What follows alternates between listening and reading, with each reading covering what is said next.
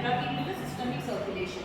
So here the dissolution phenomena will depend upon the parameter that is solubility. And here to enter the drug into the systemic circulation, there will be one parameter. That parameter is permeability. That is permeability. So based on the two factors, the absorption window takes place. So I can say that the absorption will be dependent upon rate of solubility and also rate of permeability. So these two are very important.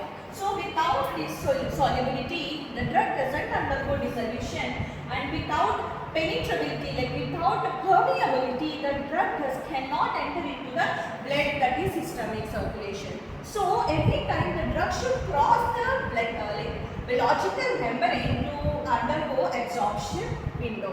So here the rate of dissolution will take place in three mechanisms. So this dissolution was explained by three great scientists how the dissolution happens in the body. So the first theory is diffusion theory. And the second one is Danvers theory. And the last theory is interfacial theory.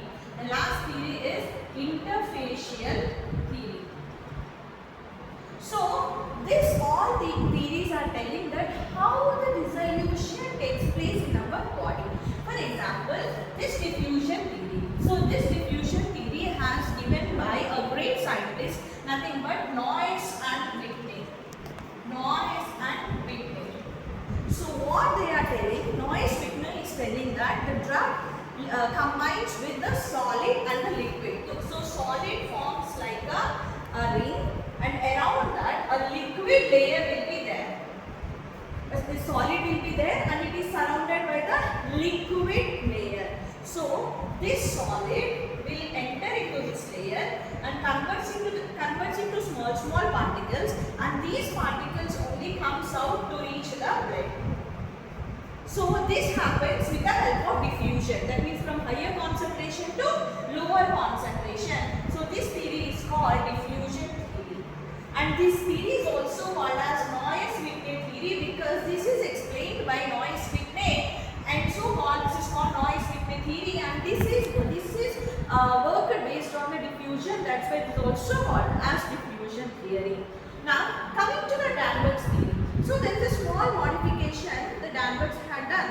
So the Danvers is telling that so there will be a solid which is surrounded by the liquid, and the solid oozes out into the liquid layer, and the